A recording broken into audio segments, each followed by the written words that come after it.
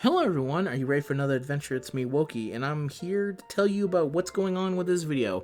So this is a grind and talk that is focused in on using gameplay from the last hunting quest that I did. I don't know if this is going to be releasing the day of the final hunting quest or the day afterwards, but this was a video that I recorded months back ago, closer to when Anime Expo was actually happening, close to anniversary, where I talked to Kamen, and specifically his journey through cosplay, and it was a lot of fun. I had a really good time. The problem was we had too good of a time, and we talked for almost 2 hours.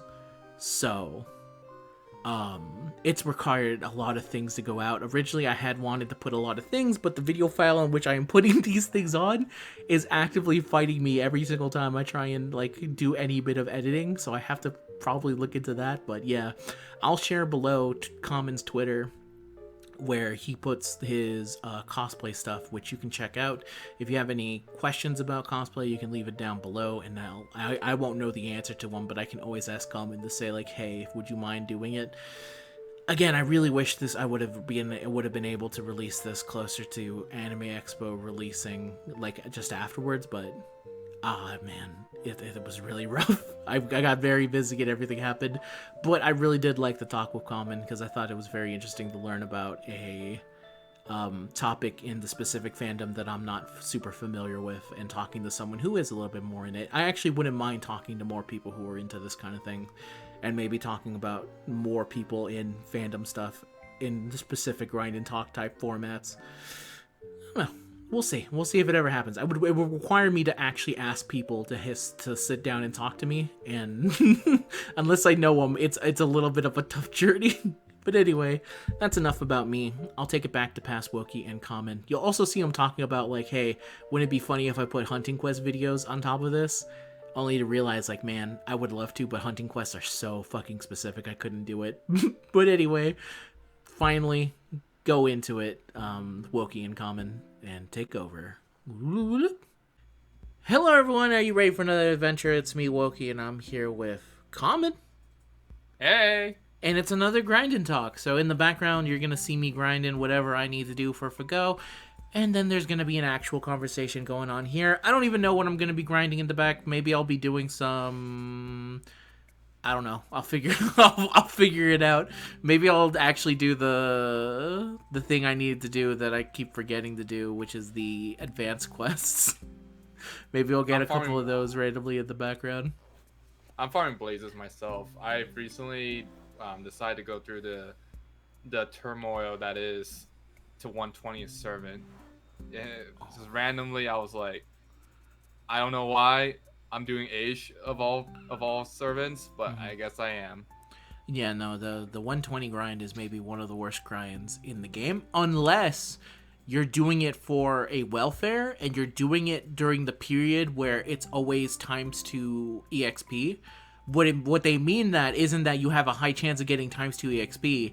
It means you're literally getting ×2 EXP, and then that can trigger the ×3. So you can have in one day a level 120 4-star if you're lucky enough. Oh, I did not know that. Yeah, it is sweet. If you have a favorite welfare, I always say this whenever I talk about them in any of the videos, but if you have a favorite 4-star that is a welfare and you see this thing coming up and you want to get them to level 120, do it during this campaign. It is so insanely easy. I got Samba done in like 2 days. That's crazy. It is absolutely crazy. But that's not what we're here to talk about. We're here to talk about because Kamen went to Anime Expo, and he's also someone who does a lot of FGO cosplay, and he does a lot of the... You were doing a lot of the FGO... someone's gonna get annoyed with this. It's so bad. Someone most recently told me, why do you say FGO when it's FGO? And it's now been stuck in my head forever. That whenever anyone hears something me talking about, they're like, stop saying it that way. But anyway, you went to the FGO meetup. Wait till they find out I call it. Wait till they call it. I call it FGO instead. Oh, see, that'll get your heads turning. Feel free to tell me all the annoying ways you know how to say FGO. But anyway, you went to the actual FGO cosplay meetup, so I wanted to talk about that because I had never seen very much people talk about that, and I'm kind of interested in the experience. So if you want to tell people a little bit more about yourself, this is your time to start before you actually get into the Anime Expo experience. So Kamen, why don't you go ahead and tell us a little bit about yourself. You've been on the channel Alright. before, but now it's really time to introduce yourself. This many years later. I guess that's true. I just like appear as a name now and then during your October like 13 events Nights of thing, and that's Halloween, yeah. just kind of yeah. All right. So, my name is Kamen. On Reddit, you might know me as Commentator. The reason I bring this up because I actually found Wokey by being a moderator on the same subreddit that we used to mod. We had DBZ Dokkan Battle. From then on, I got into more games, and FGO was one of them. It was actually really random thing that I got into because I just heard other mods in the group chat talk about it, but I wasn't like interested in it. I wasn't like interested in Fate or anything of that like. But I gave it a chance, and actually I hated the game when I started because I came from a background of purely Dokkan and Dragon Ball, and I was like doing the summon animations alone, and it's like, where's the fun in this? Where are my Saiyan pods that are like flying down? Where's the Kamehameha I can like pull down and blast? I didn't get it, and then the Setsuban event happened. The very first event that basically turned off everyone from the game. Yeah, it happened to me as well. So I didn't come back to it until like many months later. But from then on, now I've been part of this community and this game for about the NA running. So about 8 years now I've been in this. Yeah. And in 8 years, Wookie and I have been in contact, not super close, but we see each other on the Twitter timeline. We still know each other's whereabouts. We still say hi to each other, and of course, I've come on the last few years on Wookie's 13 Nights of Halloween. Is that what it's called? Yeah, 13 Nights of Halloween, stolen from ABC Family. Just don't tell them about it. Yeah, so I come on there. I've even participated in a little Christmas medley, was it? It was for the Frosty the Snowman special that was specifically a follow-up to the Modcast, which was the old original, where you can find, actually. The Modcast was an old podcast I did with a bunch of the old mods from the Dokkan Reddit. And in it, you can actually find the first ever case of me talking about FGO, because we did an entire video. Because Dokkan, if you don't know this, Dokkan goes through extreme periods of having jack shit to do. So there was one time where I just hijacked it and said, okay, we're just going to be talking about this from now on. And I changed the the art to be little of the Rio Chibis, and we talked about FGO instead for 20 minutes because it was the release date of NA. So... because of that specificness, you were there since the Modcast days. So yeah, indeed. And if you're curious, I was a Zamasu, and the reason why I was Zamasu because back then when I was a mod, we had cohesion in our mod flares, and it was all the extreme Butoden like sprites, and if there wasn't one, we would have to make it ourselves. And I think I made the Zamasu, or I stole the Zamasu somewhere, but it was basically made because at this time in the stream Butoden, Goku Black and Zamasu were not a thing. No, they weren't. Course. You'd have to have made that manually. Yeah, I don't remember if I made it or if I took it from somewhere, but basically I decided to be Zamasu as the mod on the subreddit, and so that transferred to the art that would be used on the modcast. So if you look at the old modcast and you see Zamasu, that was me. That was Kamen. Yep. Yep. So mine was Jine, the Goku's mom, and then eventually Super Saiya Jine, which was me when I collected all of the Aurelies from the various banners, and I turned Super Saiyan, which was a pun that nobody. Unfortunately, you can't see it nowadays because I believe they've likely removed my flare by this point because they don't have any. Again, no actual shade because this is gonna make it seem like we have actual beef with them. We don't. Yeah. Over time, you have to start getting rid of stuff because the flare overload will get too much. So I did lose my Super Saiyan gene, but I have it somewhere saved on my computer for future times. Which is just Gene in Super Saiyan hair wearing the Aurelie hat. That was my moniker for it. If you actually go back again and see a lot of those old mods, that's why you see a lot of Gene is specifically because of that reason. Yes, it was very memorable and cute. But we digress. Basically, we have a lot of history good dating back together in the last 8 years, Yeah. and now here we are again, where I capitalize on my passion for the Fate franchise, Type Moon franchise, FGO specifically. Because even though Setsubun did turn me off from the game after a while, there was a period of time where once I started going through the singularities, then I hit Camelot, and then it's kind of hard to resist it after like the Bedivere stuff. Hmm. And ever since then, it's been history. I've been keeping up with the game on NA, and so I actually have a lot of interests of mine that are like around that, and so it played into one of my major hobbies I picked up recently, cosplaying. Hmm. So yeah, that's my little introduction there. All right. Uh, so what got you into cosplaying, and which one of the FGO characters would have like? Was it a FGO character specifically that got you interested into cosplaying, or was it just I would like the idea of to start cosplaying, and then you were like, I'm super into FGO, let me actually go here and do it that way? So how did that start?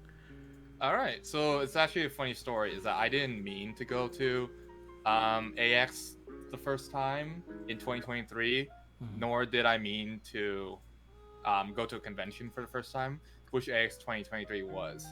What happened was it was like a little blur of the moment. A few of my friends were into Hololive, and the Hololive Connect the World Holo EN concert was happening at that time, Mhm. and then um, I happened to be home at that time because I think I just graduated college, and I was taking like a gap year off, and I was at home while my other friends were like still either going to school or going to work. But so I was there when tickets opened up, and I actually successfully got us 3 tickets. And I immediately said to my friends, "Is okay, we have the 3 tickets. Um, what should we do?" And so we kind of like just kind of went for on a whim to plan like a Cali trip around it. But the Hololive concert was only happening for like one night, and it was like really close by to the LA Convention Center, which where AX was happening. So I was just like, all right, well, why not go ahead and get a ticket to AX too? Go to my first con and see what it's about. All right, Mhm. so I do. Out of the 4 other friends that I went with, I was the only one who got the 4-day pass because specifically I was like, it's cheaper in the long run, and I don't know if I might want to go the other days. And I'm Yeah. glad that I did, because spoiler alert, it was the second day that I went that changed my life. It was the Really second, interesting. yeah, yeah. So fast forward, it's time for us to pack up and go to Cali, right? My Mhm. five, my 4 friends and I, we pay for an Airbnb together, and we started living for the next like weekend, basically. Like it's because we like would let it leave on like like Wednesday or Thursday, and then it would like last all the way until Sunday. I slept on the couch, by the way, because I actually didn't want to sleep with anyone in the bed.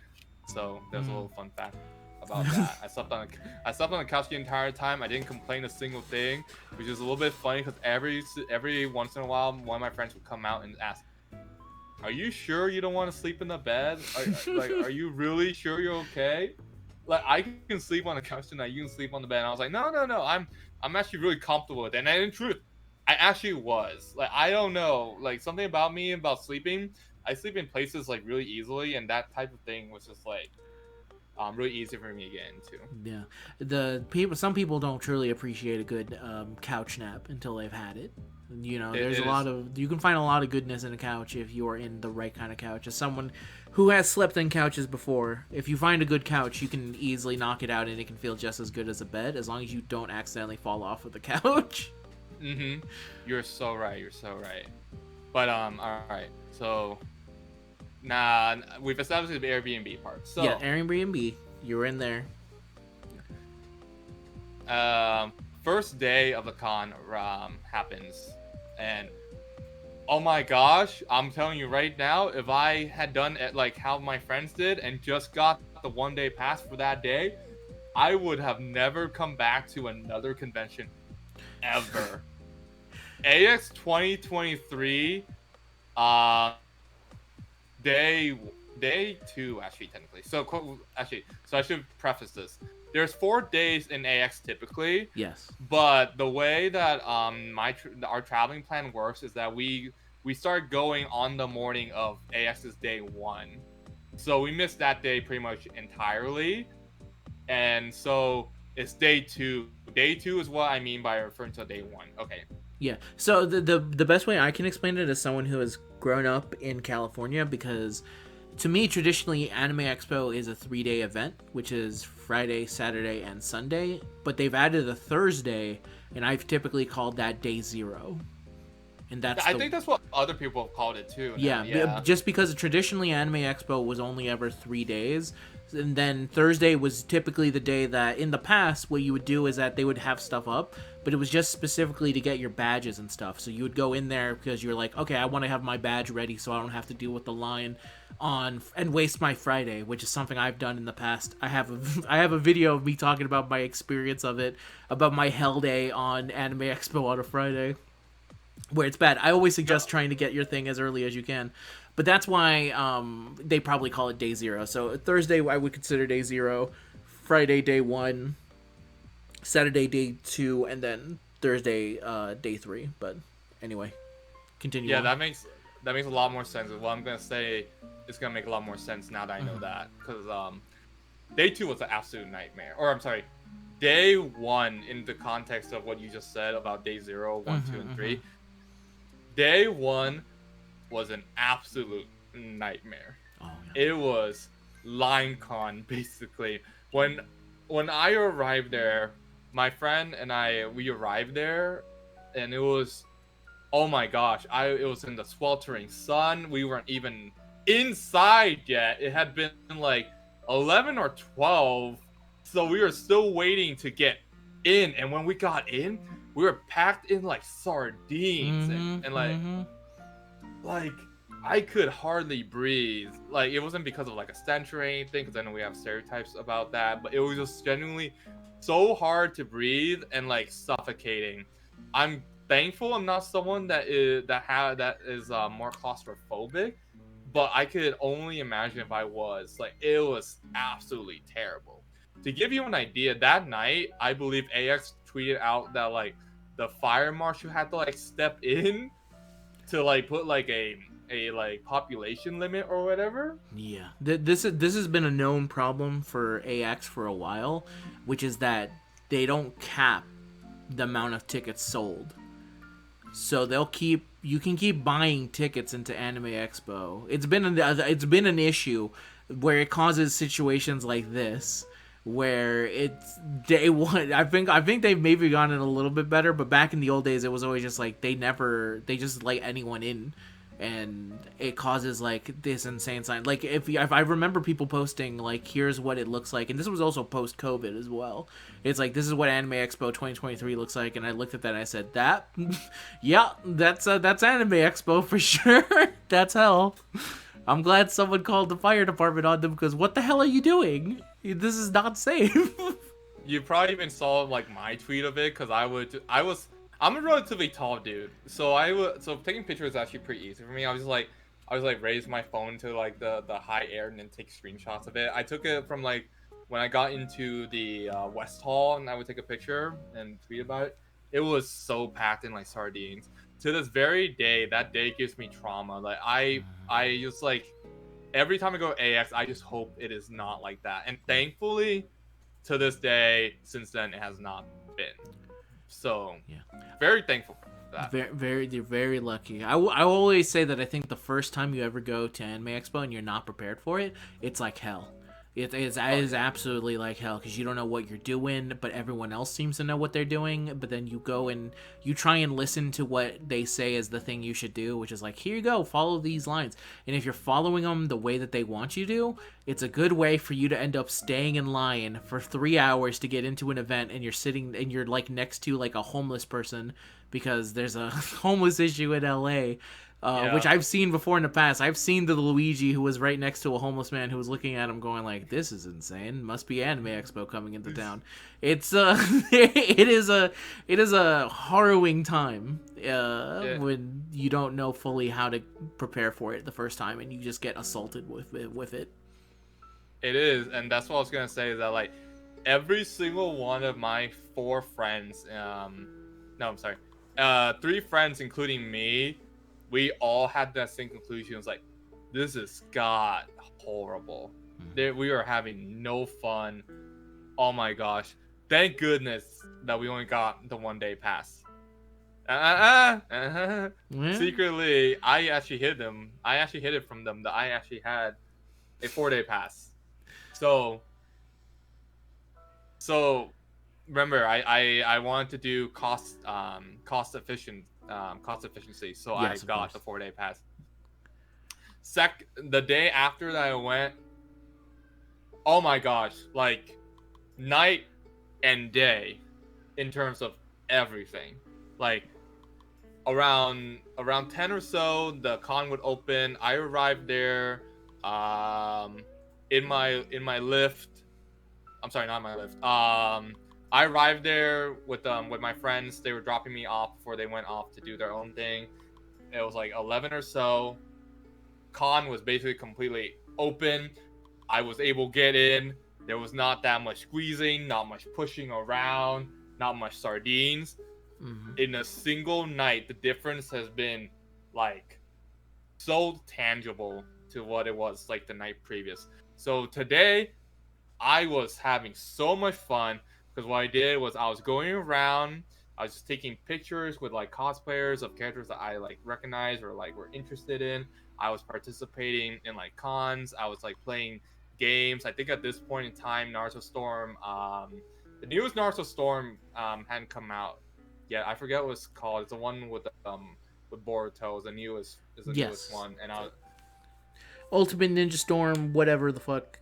Yeah, edition 4. Yeah, I played the demo of it. I played other demos of games. I did so much stuff, but the most important thing was around afternoon of that time, I got really exhausted and tired, and I retreated to the entertainment hall, which I think is South Hall, where the Aniplex booth was. Well, we call it a booth, but it's kind of like more like an Aniplex stage, where they were doing like the Kigurumi, like the Rio Gudako, and like the mascots were doing like their little show happening, and Albert was there.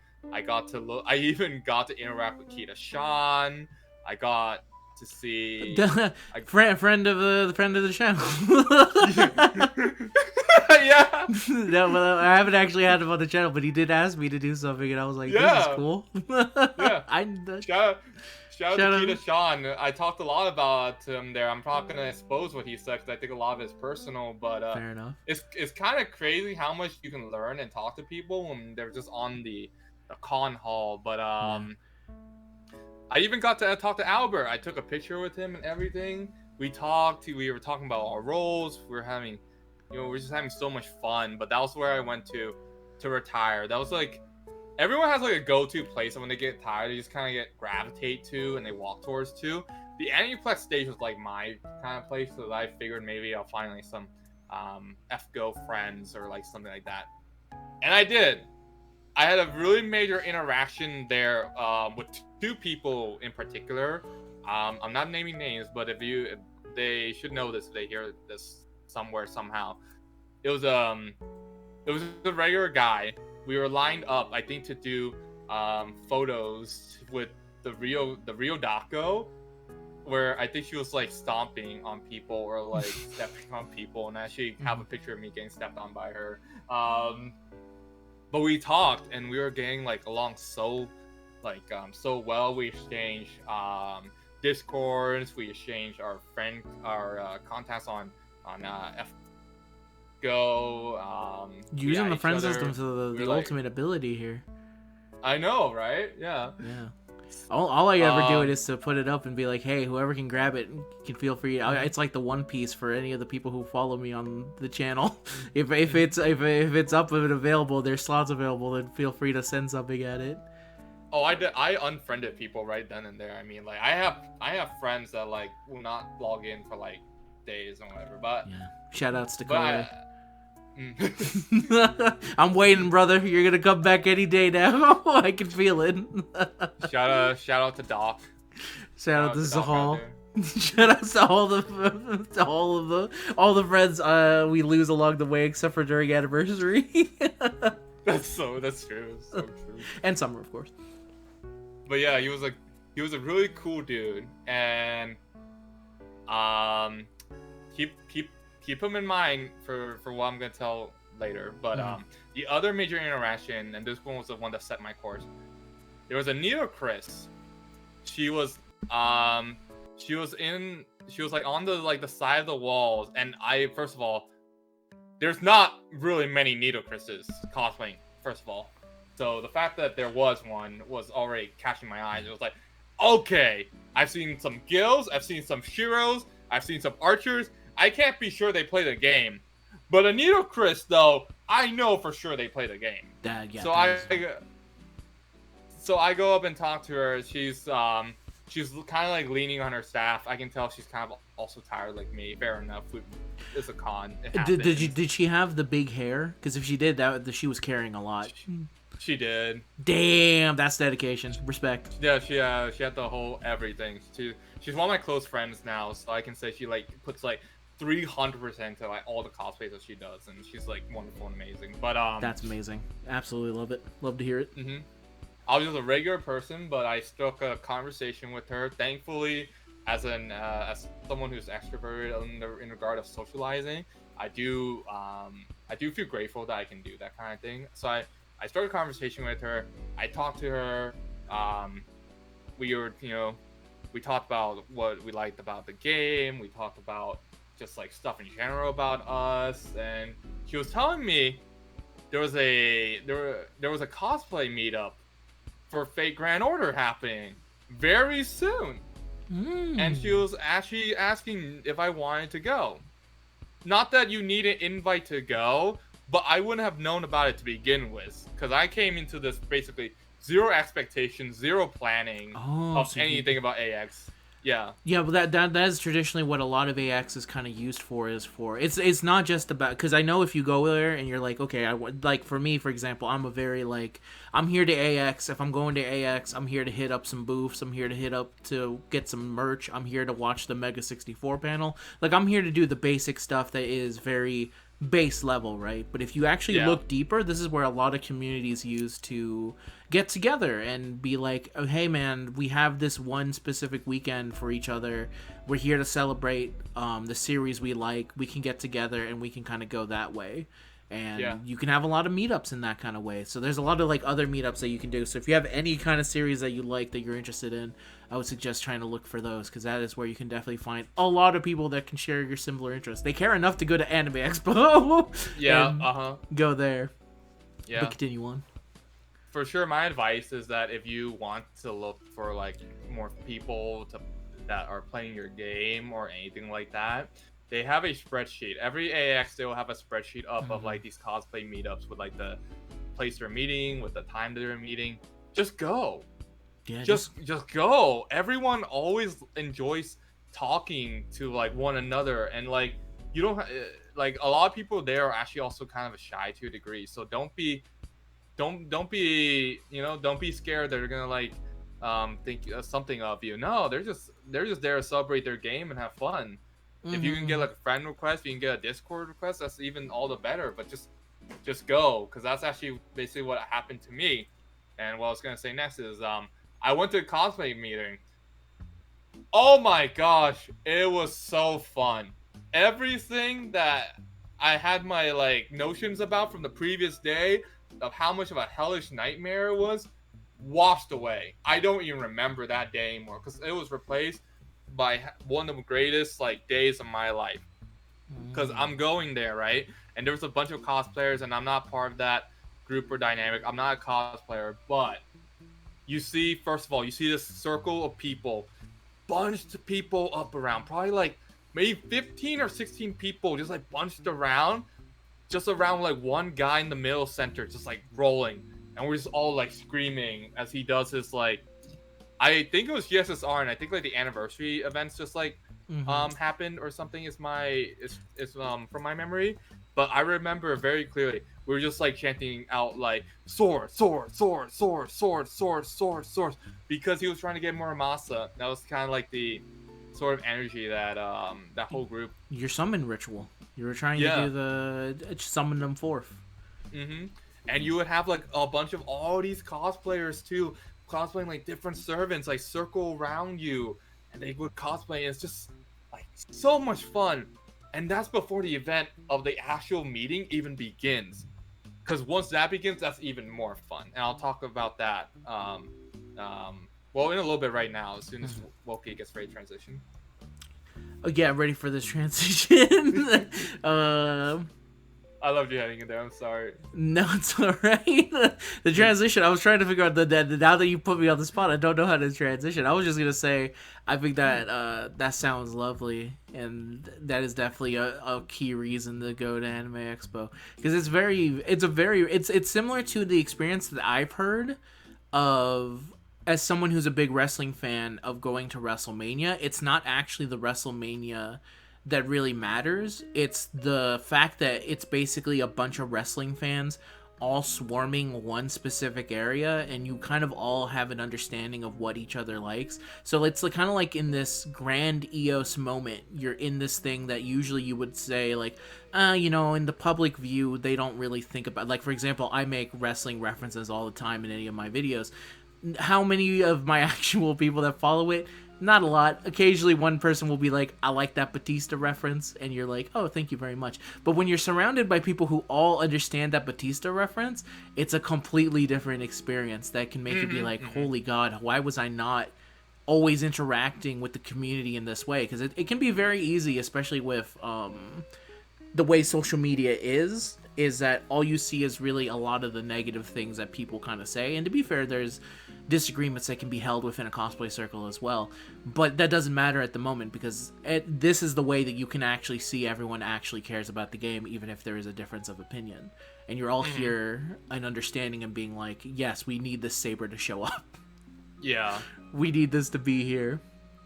So it makes a lot of sense to me that you would have that experience that would feel like, oh my god, this is next level. So this is this is the genesis, basically, where the cosplay starts. Then this is your idea where, okay, I have found this group of cosplayers, I really like this, and I have a feeling you want to now go deeper into cosplay from this point forward. Am I correct in that?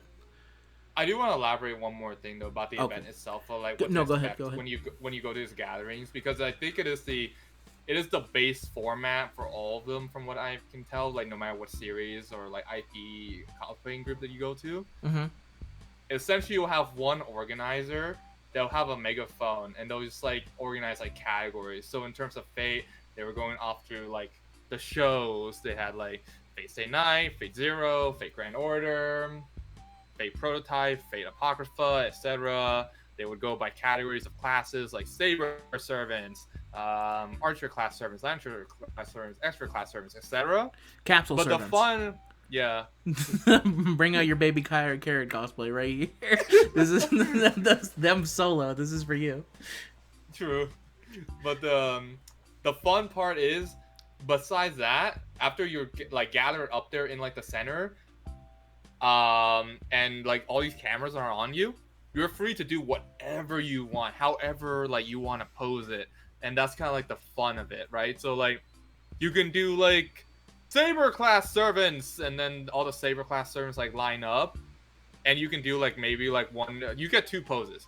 You'll get like a pose where you can just like, well, you get two poses. It doesn't matter what, but I see that a lot of people generally will use like their first pose to like do something like cool, and the second pose to do something like silly. So then like Of course. maybe first pose they'll have like if there's a Saber Ultra, she'll be standing with like her saber like resting, like the iconic pose of like the sword like stabbed into the ground, like resting on it. And then the second pose could be like her like stabbing the Mordred next to her, kind of thing.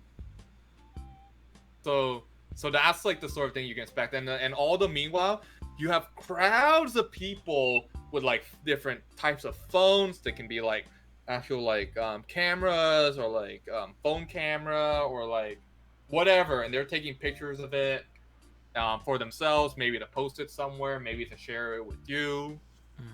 But yeah, so that's kind of like the base thing of what you can expect, and I imagine that's like what's for like Hololive and stuff too. Like probably something like, can I get all Hollow EN, all Hollow EN, all Hollow JP, all Hollow ID, that kind of thing.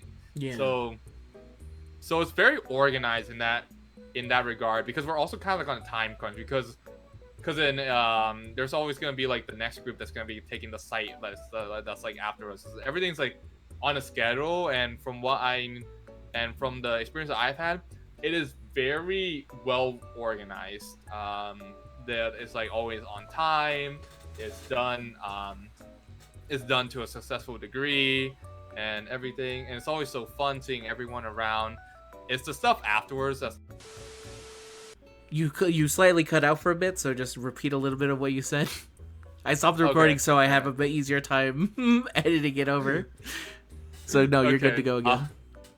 So after the meeting, yeah. So after meeting is like the best part of it, because like the few people that are sticking around, even though like there's another group that's taking the site now, they'll be like, "Oh my gosh, you're Nito, Chris! Like how long did it take for you to make that staff?" Or like the Muramasa, how long did you make that sword? Did you 3D print it? It's just like you're just like gathering all these ideas. You're telling each other like your process and like your grueling hard work. It's like being appreciated, and just feels really really nice.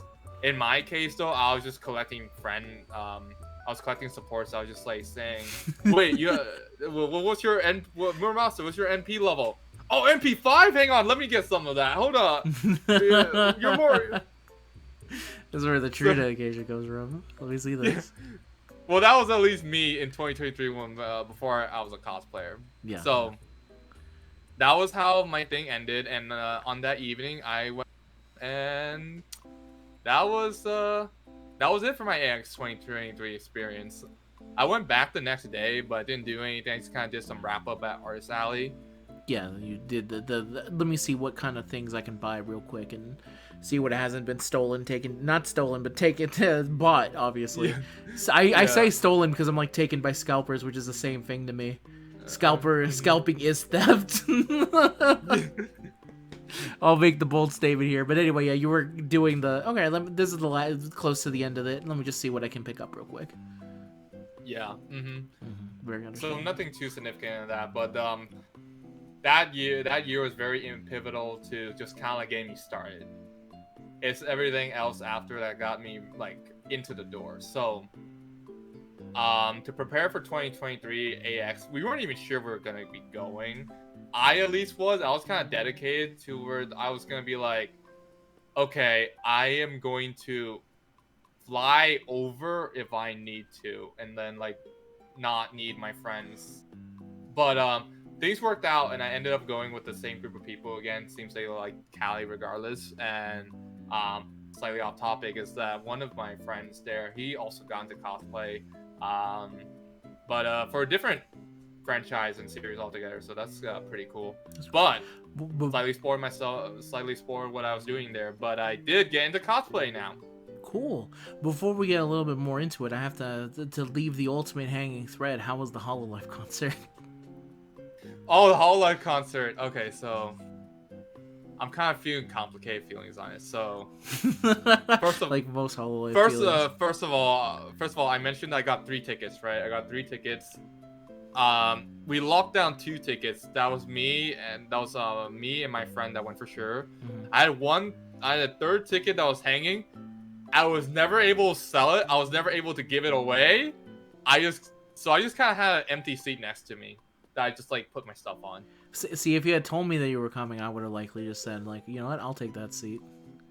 I should have. If you had told me that, because I didn't even realize that you were in California until I saw you at Anime Expo, and I was like, what the fuck? That's crazy. I was very low-key about it. You were, which to be fair, I respect. That's something that I would do. You'll never know where I'm somewhere until I'm suddenly there, like when I'm in Vegas. Like, all right, now in Vegas. Unfortunately, I can't do that now because nowadays I have to have someone run the channel and be like, all right, here's some videos in advance. Or what I'm gonna likely start doing now is just have my brother record them, which he Yeah. did for Las Vegas. But okay, you said you had a third seat and Yeah. it was empty. My overall thoughts on the concert itself was it was cool to have leg space. Concert itself, I was actually kind of disappointed. It felt really short. That was like my main thing. It felt really short because I was very used to watching the JP concerts, and they're pretty like they're pretty lengthy, They're and there's like a lot of lengthy. things going on. Yeah, there's like a lot of MCing going on. There's a lot of group songs going on. But from what I remember at Connect the World, there wasn't much of that going on. There was like group songs. Like of course there was like mid singing, there was like council singing, but there wasn't like let's have Ina, Ame, and Kiara perform like a song together. There wasn't like Gura and Ame like performing a song kind of thing. So that was like kind of the major thing. The after party though was pretty great. So after the concert, people love partying, people love eating, people love doing stuff after events, right? So I actually got to participate in this like little karaoke group center thing, and it was just like we we're just singing nonsense out while people are getting drunk. I didn't get drunk. I didn't drink, but Yeah, I know how you feel as the sober person at the karaoke bar at the yeah, karaoke. uh-huh. But yeah, that was the highlight of the whole live concert itself was the after party. I didn't really keep in contact with anyone there per se, so it's not like the FGO stuff where like I found people be around that I like enjoy being around that I keep contact with. But yeah, so that was a whole live concert there. All right, now we know. There we go. So that's how the cosplay thing started. That's where your inspiration from it, the spark that kind of goes from it. Who was your first one to cosplay then? Was it an idea of like, okay, well, I'm gonna go full dedication, or was it I'm gonna try and do the easiest one first? Like, what was your thought process now that you're into cosplay now? Oh my gosh, it was not even remotely easy in any way. I thought it might have been at first, like I thought maybe it have been, but I cosplay Oberon's Third Ascension, Oberon Vortigern, the dark edgy one. So You might be the first person ever cute. to ever acknowledge Oberon's third ascension on this channel. I, I usually keep it hidden for the most part. Oh, you're gonna feel free to censor No, I that. think Feel it's free to funnier that it censor. finally comes out this way. I'm sorry, everyone. The third form is Vortigern. I know I did. I know during the Salter video I said, Vortigern, who would want that in FGO? But it turns out he's been in it the entire time.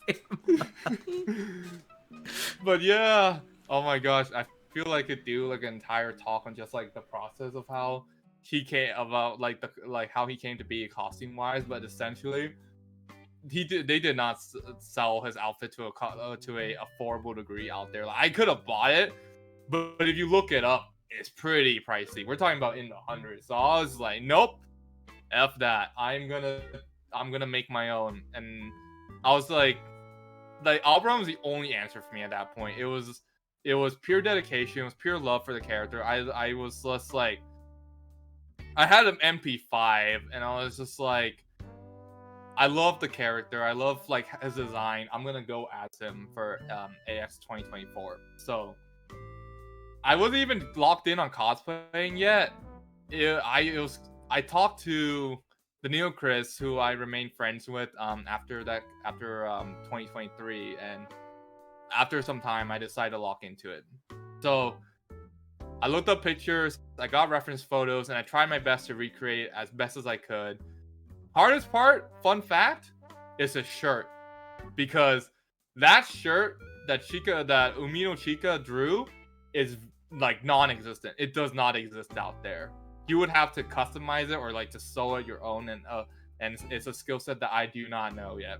So I went on Amazon, and essentially I found like a writer's a play a play shirt, you know, like a Shakespeare like play kind of Yeah, I was shirt, gonna say and I that just this kind is of definitely like a Shakespearean type of shirt blouse that I would look at.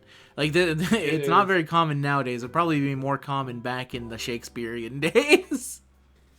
No, it right, it is like the but even when you find one, it's not what Umi no Chika draws for him. It is not. If you look closely, it is nowhere accurate to like what to like the shirt that I cosplay to the shirt that he has on his design. Is there's Really? like very big details. First of all, like the buttons. I did not have buttons on mine. I had strings. Oh yeah, Like these I buttons look like be a nightmare to make. He has yeah, so many. he has buttons. Not only that, he has like this little like kind of like I don't know what they're called, but you know like the edges at like the bottom Yes, of his yeah, shirt where it kind of like that frays out. Like yeah, yeah. I don't know what they're called, but I know what you're talking about. I couldn't even begin to know how to like make that even. So Yeah, it's a there was very also specific that. design. Then there's also the fact that you have to darken one sleeve of his shirt to be kind of like darker. I didn't do that, so I kind of ignored that. And there was also the collar. If if you don't know this, collars on these like Shakespearean shirts, they're not meant to stay up. They're very soft fabric. They do not stay on their own.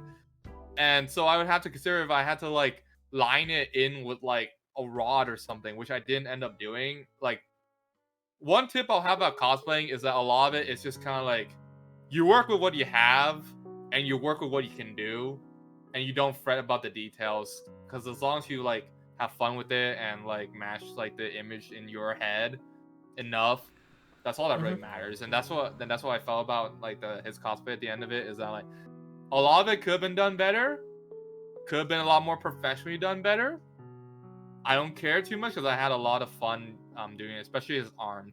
I love doing his arm though because I had this idea of like from the get go, I knew how I wanted to do his arm. His draconic arm, which is like this little dragon scaly arm bug arm that like goes Hmm. up to a sleeve. I from the very get go when I had this concept in mind, I wanted to do like this long like glove, and I would like twist it into the shirt, and that's what I did. Mm.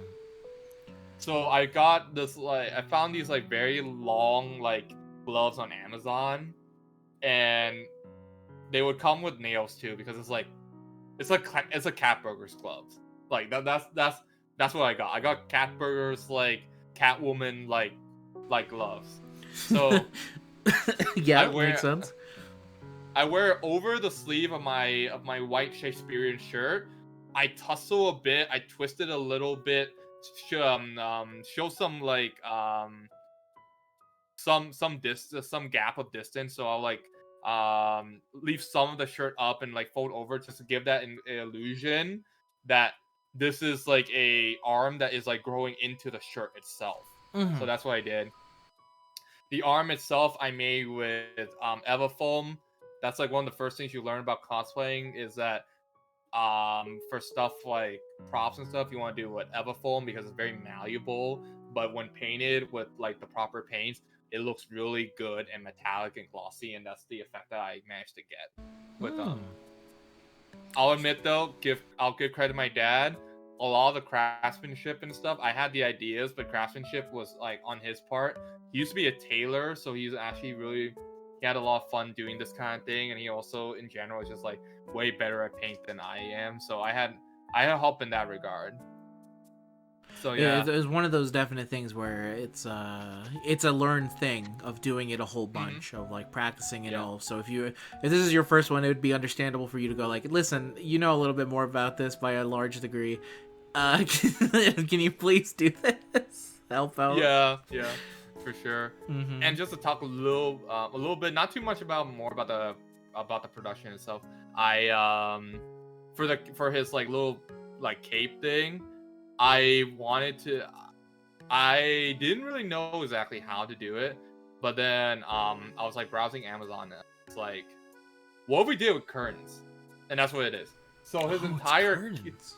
yeah, the entire like cape that I have is just curtains like stitched together. It gave the enough of the idea that like when he does this like noble phantasm, he has like different types of bugs and patterns and textures and stuff. It's just curtains layered under and over each other, etc. But the challenge with that is like, oh my gosh, walking around with it, I think I stepped on it quite a lot because I wanted to have enough like of a height where for photos I can like hunch over and kind of be like covered by it, and or like have it like slink around my feet when I like hunch my back over. So because I really wanted like that imposing image of him. So yeah. And then for the pants and stuff, I was like, I just took joggers. I had like I had some dark joggers that I had. The one thing I could not replicate was his like little like ink splotchy like on his like pants. I like tried. This pattern design would be pretty tough, yeah. Yeah. Because I didn't want to ruin it too, right? I didn't know like what like how much I would have ruined it by just like spray paint over it.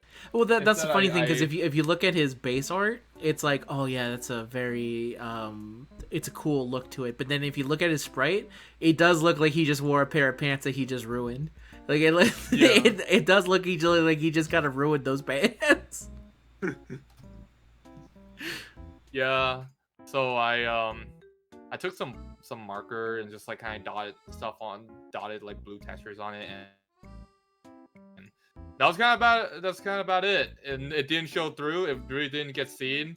I don't think it matters too much. Like I said, the tip that I have for people if they want to get into cosplay is that don't worry too much about the accuracies and details. Like everything else irons out in the end. Wig wise, I'm sorry. Go ahead. No, I was gonna say this is advice that I had gotten from a creator friend, because it can be very hard to tell, because usually I don't think my thumbnails are anything too crazy to look at, but I do actually spend more time than I should doing specific, like trying to get specific angles of them and getting some specific things in there, and occasionally adding things that people will never notice. Like for example, back when I did Dragalia Lost, I always kept a Morgana wearing Tims on every single one of my thumbnails, which originally I was doing because I noticed somebody was stealing my fucking thumbnails, and they're not good to begin with, so it's not like I could have just been like, how dare you take this. But when someone was actually just straight up jacking my shit, I had to figure out a way to put a watermark that wasn't too obvious, that at least I would know. So I started putting Morgana in Tims, and long after they stopped doing it, and they never did it again. I think they only ever did it for 2 of the videos.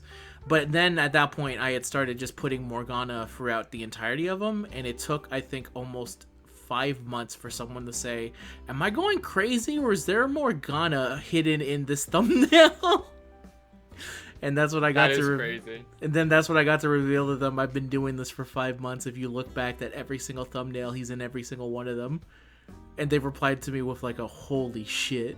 And from that point on, they started looking for him in every single thumbnail, and occasionally I wouldn't put Morgana in it for that person. So that person would look at it and go like, is there one in here? I don't know. So because of those details, it ends up being that I end up spending a lot of time in it, but it's also things that most people just won't realize, and as long as they see the bigger picture, they'll be fine. It's only really in the artist's mind that they see the little detail that they're like, I could have done so much better on that. People are going to notice, and it's like, for the most part, they don't really. They take the whole That's my favorite type of thing, is that like to subtly put stuff in and like hoping that someone eventually notices. Like, that's like my favorite kind of prank. Yeah, for sure. That's what I do it a lot of the time in a lot of my videos. Sometimes if you check out the description box, sometimes it's just me complaining about something in the video. It's not really even describing the video itself. But I do it because I don't think most people are going to see it. And so I just do it. I don't think, obviously no one's noticed just because I haven't had time to do the most part of it. But for my Paper Moon videos, if you pay attention to the description box, and I think the titles, you'll notice that I'm slowly giving out the lyrics to the song Blue Moon. And I don't think anyone is caught on. They will now if they watch this. They will if they watch this. For all the 50 people that watch those, get ready for it. But anyway, sorry. Continue on what you were saying with the cosplay bits. Oh yeah, yeah. So it's just don't worry too much about the details and accuracy. I sure didn't. That being said, I did feel there was another Auberon there where I was like look at him, I was like, dang, okay, that does look pretty cool. But end of the day, I did the best that I could within my budget, and I did what the best that I can do. But there is one thing about this that I did not do from scratch, and it was his hair. I actually initially got like a similar looking hair wig on Amazon. It's terrible. It was not the length was very short. It was very small.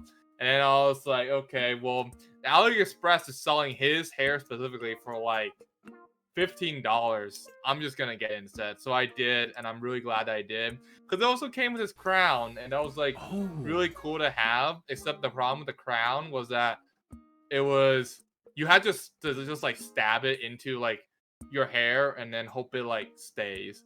And it was just like it's like plastic, but like there's like a film around it, so it could get like it can get easily like get damaged over time, which mine kind of did, unfortunately, because it would fall off my hair constantly. It would fall off my wig constantly, and I would like I remember like stepping on it during like the photo shoot. When I went to the fake gathering in 2024, and I can start talking about that too whenever you're ready. Yeah, I think we're good to go in here. The one thing I'll say is that is Oberon your main one, or is there another one that you also plan to? Because if I remember right, you went to as Oberon for this Anime Expo as well. No, I went Oberon. No, you didn't go as last year. Oberon this year. You went as Woodham. Yeah, that's right. Boom, I remembered. All right. So is the idea that you have the Oberon? Is there ever a feeling of you to be like, if I maybe come back to this at some point and maybe update it, or is it more of a feeling like this is similar to an artist painting? This is here to preserve it for the time being, and maybe at a later point in time, I might come back to this and do a retouch. As someone who went to art school and has a lot of artist friends, I've definitely seen them do that, where they do a painting or a drawing of their first time, and I'm like, oh, that's so good, but then like it's from years back, and they go, I can do so much better now. Is there ever that need for you or want in you to do the same for your Oberon one, or for right now, are you just feeling like I'm pretty satisfied for how that turned out? Oh, 100%. I always feel that way when I look at Oberon. I actually have them played in my room. I put them like a makeshift like mannequin like thing. It's just kind of like a clothes like pin thing. And my dad like set up like some arm for him to put on the shirt and stuff. But I always think about it because there was a lot of flaws in action. Number one, so I had to do his feet. I did some Velcro straps to it, and everyone really loved like seeing it in action, but wearing it was a different story. Because what happened was we tested it on shoes that I wore day to day, but they were white shoes, and they actually had more height to them. The shoes that I wore to AX were actually not as high, and it was like smaller, but I wore them because it would fit more with like the feet, like I call them the feet C's. That's what I call it, the feet C's. Yeah, his little like weird feet thing that he's got, his like chicken feet. Yeah. His feet C's I made for him. And so for a lot of time around the con, the nail was just like scratching the floor. It would like make me pretty much almost trip. And then like not only that, the glue was kind of like falling off. So there was actually a few times when I actually had to visit the repair center, just like throughout the con. And I actually want to talk about the repair center really quick because I want to give a shout out to them because I don't think they get enough.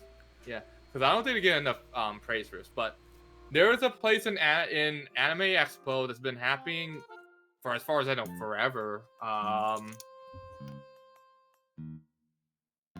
So, it's a little place. It's right next to like the tabletop center where like you can play games with people. as well as play tabletop games with people or play console games. People bring in like console games and play and chill, whatever, in the Hmm. entertainment hall. The repair center is where people go to to repair their cosplay, and is that's not the most important part. The important part is they have people that are very experienced that for at zero cost will help you out. At nothing to them other than the benefit out of their goodwill of their heart. Wow. Because because let's say for example your wig, you're having trouble styling it and you have no idea how, you can literally go in there, ask like a staff or volunteer, and they will take their hairspray, a wig, and comb, and like go to your like table where you like set up, and they will outright help you style it. If not outright, just teach you. This year alone, I was like having trouble knowing how to brush my wig, especially for the cosplay that I did this year. And like this lady, she was like so helpful. She was just like willing to help me for like the next like 30 to 45 minutes, just like untangling my hair, just kind of brushing it out. And whatever resource that they had is completely available for you. Bobby pins, hairspray, untangle spray, um, wig wig Wait, heads for you to put your wig on, hot hot glue guns, scissors, literally whatever. everything. The Yeah. toolkit is available. Mm-hmm. It's like a little table thing set up. You just like, and people are like sitting there and watching, and you go up there, you grab the stuff, and you sit down at your table. It's very chill, but the and it's also a secret resting spot because there's no time limit for you to like be in there really. So I've actually gone in there to rest, like a for a bit now, where like um It's like a pit. like It's I'll like a just like pit go, stop for a yeah. NASCAR race. You're just like in there, get your pits things, and then get ready to go when you need to go. Because especially in over here, it can be very tiring when you're walking around, and the California sun has only gotten worse every year. So it can be very tiring, very draining to Exactly, be here. exactly. But yeah, every single person that I love them, I would die for them because they have been helpful to me in every single way. Like anything I need help with, they would be willing to help. And they had all the resources that I would have needed to repair anything that I needed. So insanely chill place and just like one of those cool facilities of Anime Expo that I don't know if they get enough credit for what they do. Hmm. All right, fair. Fair enough. Shout outs to them. It is Yeah. a very good humanistic thing to do. Just because if I would imagine as someone who was trying to do cosplay, I had worked a whole bunch to make sure it's working. The last thing I need is for everything to break down because that would honestly, it would almost probably bring me down. It would bring most people down to tears if everything went bad. Like all it Mm-hmm. takes is like one really bad mess up and you're just like the entire day is ruined. So for to have a thing that could be like we're here to help, especially with the wig care stuff, like as a dude who did not have long hair, I never actually learned how to do proper hair maintenance because I feel like for the most part, unless you have very specific hair, it's not really taught to a lot of men. So it's kind of cool that there would be someone there to show you the right way of being like, well, it's never too late to learn. Let me show you how to do the wig care and how to deal with these things with hair. Because that would be my honest reaction of having to maintain a wig. It's like I barely maintain my hair, so I would have no idea how to maintain a wig of some kind. So it's very cool for them to have something like that. Yeah, no, exactly. That's how I felt too. I've never had long before, so I never knew that to brush it, you brush it starting from like the bottom to like untangle it, and then once you like slowly make your way up to the top, then you start brushing it down. Like it was very eye opening to me and made my wigs way better. To paint the sort of image of like what it's like, this year I saw this like really good Miku cosplayer. She had hair though, like gigantic twin tails that were like about her size, and they like went down all the way to her like foot.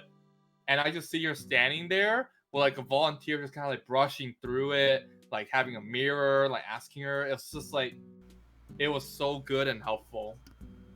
Wow. Shout outs to that place for sure. So, moving on to what you wanted to talk about next. Okay. So yeah, 2023, I cosplayed Oberon. I went to the Fate Gathering.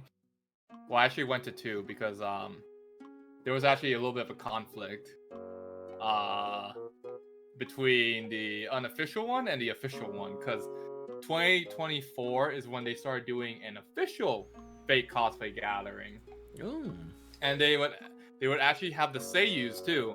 They had Nobunaga, the voice actor for Edmond Dantes, Gudao, Fujimaru Risuka himself, um, Arjuna, and they also had Ayako Kawasumi, the voice actress of Saber and all of the Altria variants. Mm-hmm.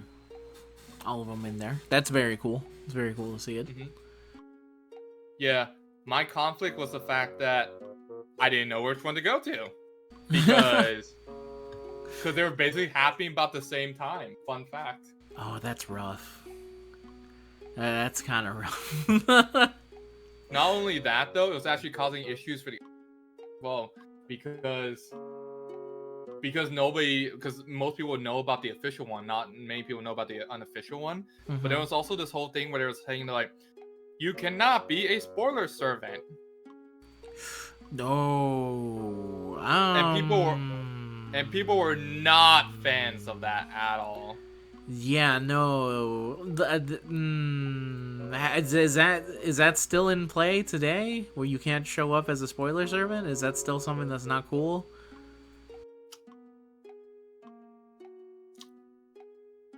Sorry, I'm kind of also having dinner. That's okay. In between. I was gonna say, is it still a thing where you can't be a spoiler servant to today?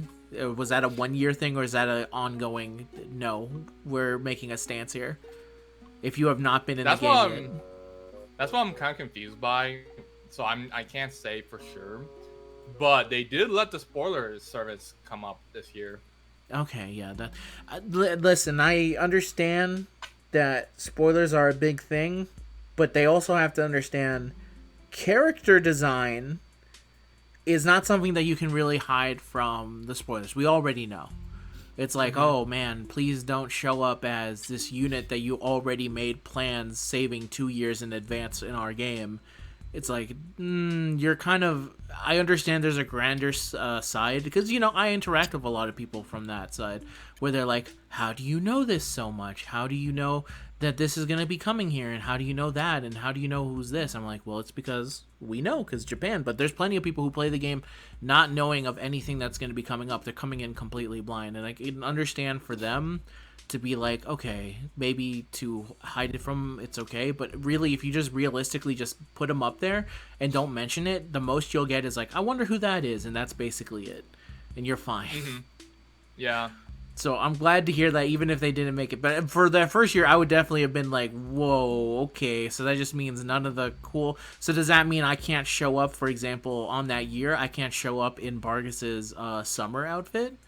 What if I made the big cool mech thing? Then exactly. I would love people to see this, but I can't show it yet because that's a spoiler. I feel like, yeah, I'm glad to hear that for the next year. Maybe they didn't say it specifically, but it is nice for them to be like, you're allowed here. You can come here. Because I think it limits it to whatever, but... yeah. So, for example, like, if you look on the Twitter right now, on the...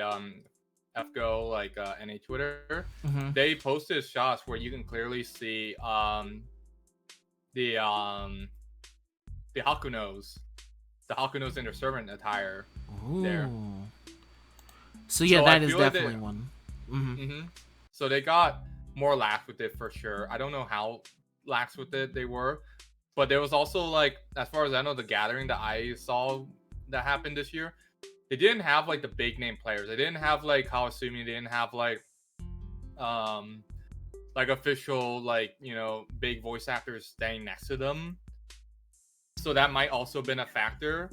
Like I think that might have been like a JP kind of thing. It's like have some respect, and then like if we were showing this off to like the JP Seiyu, then let's not include like the spoiler stuff that NA hasn't gotten kind of thing. I don't know. Like most things, there's likely more corporate speak here than we're being made aware of. We're just being told this is the way it has to be. So it's kind of like, okay, we'll try our best here, but we're gonna try and do other workarounds where we can. Very interesting. Very interesting. So the official one and the unofficial one happen at the same time. Was that true for this year as well, where they both happen at the same time? No, this year was actually pretty good about it. That's good. But it was also like, because there wasn't any like seiyus that were like gathering for the official one, it was kind of like really this year. So this year the unofficial one was the standout. Last year it was like split. So the issue was that the fan one would be happening after the official one, and I didn't know this, but the organizer had made accommodations for that fact, and so people that went to the official one and the unofficial one got to enjoy it both, because they just repeated the photo shoot categories again once the other people from the official one got there. I didn't know this. My feet was hurting while wearing Auberon's feetsies the entire day, and I was like tired, and the sight that was happening was like outside in like the sun. So after I got out to like the unofficial one that was happening, I was like, F it, I'm not going to the official one now. That's fair. Actually, there was 2 official ones that was happening in that week. Really? And I did go to the official one on day 2. That one had Nobunaga, but not as many people showed up for it.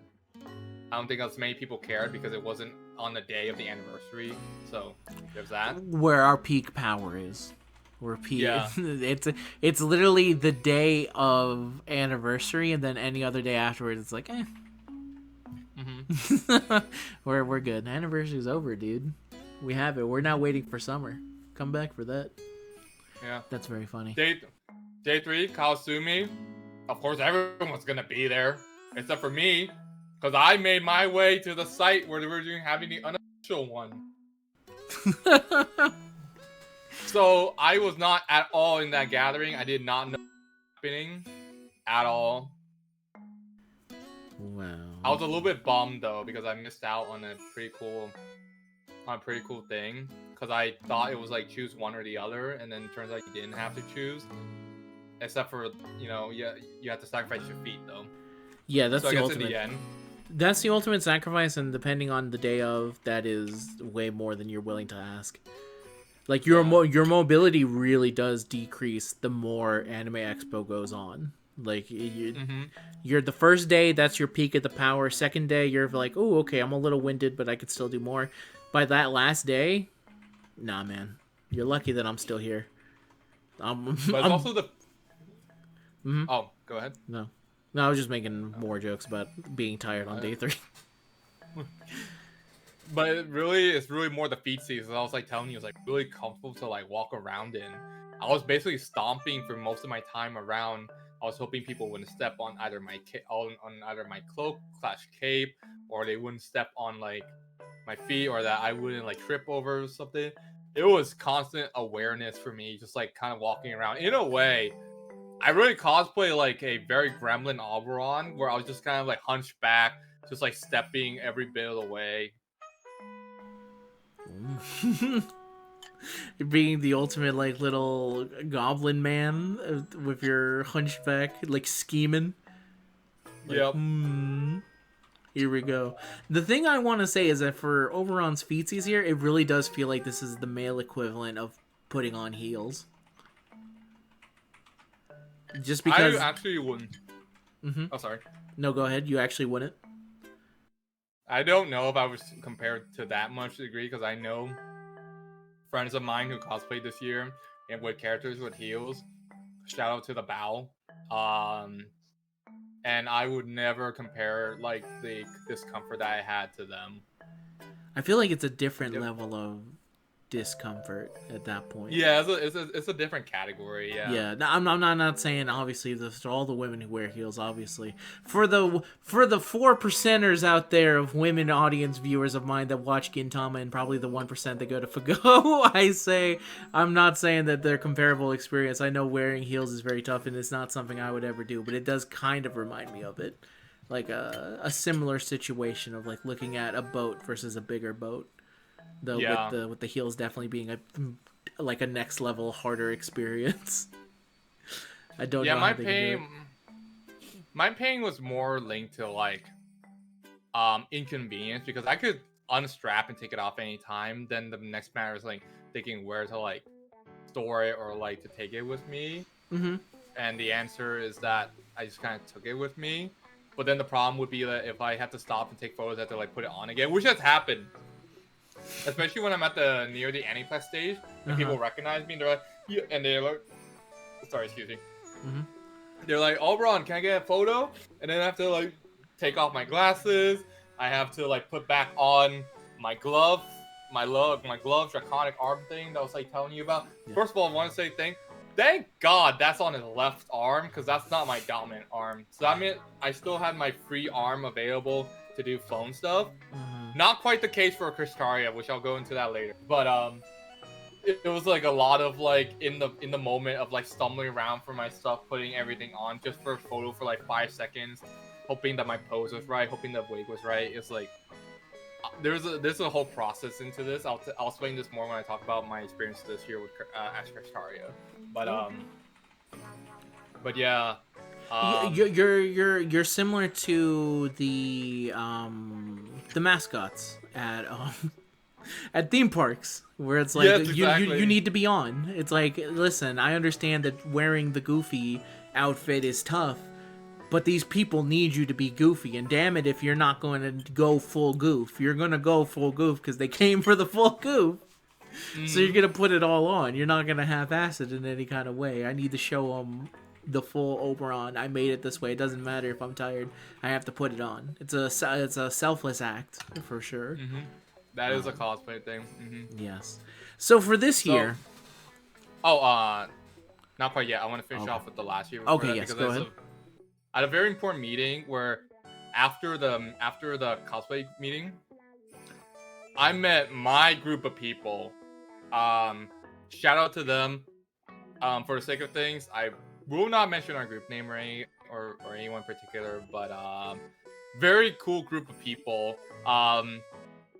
As a lot of them were sticking around, and I started talking to them, and I was like, "Oh, hey, I saw you last year and stuff. You were that Kamen from last year, that Tiamat from last year, etc." And then like we just started like walking to like a place to chill and sit, and we just did rolls. And then like they invited me to the Discord, and then I became friends with pretty much all of them. And then I kept in contact with them even till now. Because 2023, I knew there was a door. 2024, I started to get invited into the door. But by this point, you have to understand, it's like day 3. I have had no time to really interact with like any of them before like the con was over. So this year was when I was like fully through the door, and I got to meet up with them, and I got to hang out with them, and it's been great. That's a spoiler alert there. Spoiler alert, it's been a fantastic experience.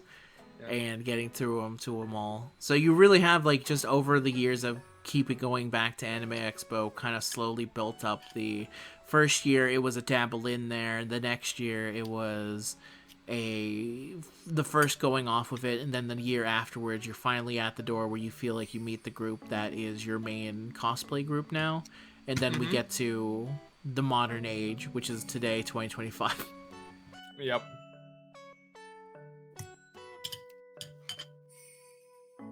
That is correct. Yep, that's correct. So now we're in 2025 Anime Expo.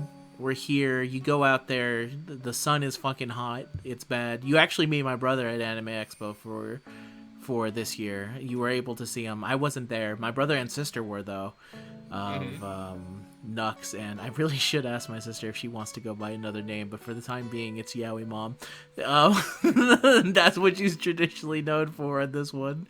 Not as known as my brother, just because my brother shows up in a lot more videos. You can only really see her in the old Hamtaro videos and us talking about Dragon Ball Z Evolution. I believe she was in on that video with Zen as well. It was a whole thing. I didn't go this year just because I'm usually very tired, and I asked my brother to just, hey, look for the Hololive TCG box for me, please. Which I got good pulls, but unfortunately they were both Kanata, and she's gonna be banned, so nothing I can do about that. Very unfortunate to get because if you're unaware, there's a tier 0 meta going on with the first TCG set, or at least it was in Japan. Who knows it for us over here. And Kanata had to be banned, and then they had to say we're basically changing her entire deck. So the best deck is her, but it's not gonna last forever. I'm actually kind of annoyed that they included this in here because who knows? Maybe it's 2 different ban lists. Maybe it doesn't happen to us the same way it does in Japan. Who actually knows? And everything can stay the same. But it is very funny to think, like, you know for a fact that this woman is broken. Why didn't you just include the fixed for it? Have a completely different meta, but I'm digressing too much. I was thinking of for next year, because someone did say, like, hey, if I know that your brother was there, I would love to meet him. Maybe next time I'll say my brother is going to be there for a bit, and if you see him, then I'll have him bring a Whooper plush, and then you can say that you met me. I want to keep the illusion that I'm not a real person, that I'm actually just an actually animate Whooper that exists that talks about FGO a bunch. That's fair. I have to keep kayfabe alive. But anyway, 2025, you're there. You decide to go as Woodham, which I'm never actually sure if I'm saying his name right. Is it, you say Krishoff Woodham? Woodsy? It's Woodham? Wodim Krishtaria, I believe, just like the official way to say it. But if you were me, throughout the entire AS, you would know there was like 50 different ways to call me, because I've been called Wodime, Wodim, Wodime, Woodhams, Woody. See, I would call him Woody. The most memorable call I remember is like, "Yo, Wodime." He's a favorite for a reason. People are hyped for him, even though they don't know how to say his damn name. That's for sure. I don't know how to say his name. I was actually curious. I'm looking at the katakana for how to say his name. Excuse me. So it's Kirishutaria Wodime. Okay, so it's Wodime Kristaria, basically. Oh yeah, that's the way they would likely to say it. In that case, Wodime. I guess you don't say the Wodime. U. Wodime. You don't say the U. So this one is also a kind of a crazy cosplay to go as, by the way, just because I think it probably for most people, you think if you put in your head like what he looks like, you're probably like, oh, he's a blonde guy, big hair, white suit, not too bad. And then you take one look at his design, you're like, why does he have feathers? Yeah. Why does he have this? Why does he have a lot of that? So what was the experience of actually building him after you're like, okay, I'm gonna go as him? And then did you look at his design and go, oh, okay, let's do this? No, yeah. If you ever want to have a really big appreciation for like character designs and like terms of like the details, start cosplaying them, because you'll look every nook and cranny and then be like, what? He has that? How do I replicate that? Because that's exactly how I felt looking at his goddamn like shirt, because like I was like wondering, how am I going to cosplay his like little suit thing, right? Because like it looks like a vest thing, but it's also like not. It's like hard to explain.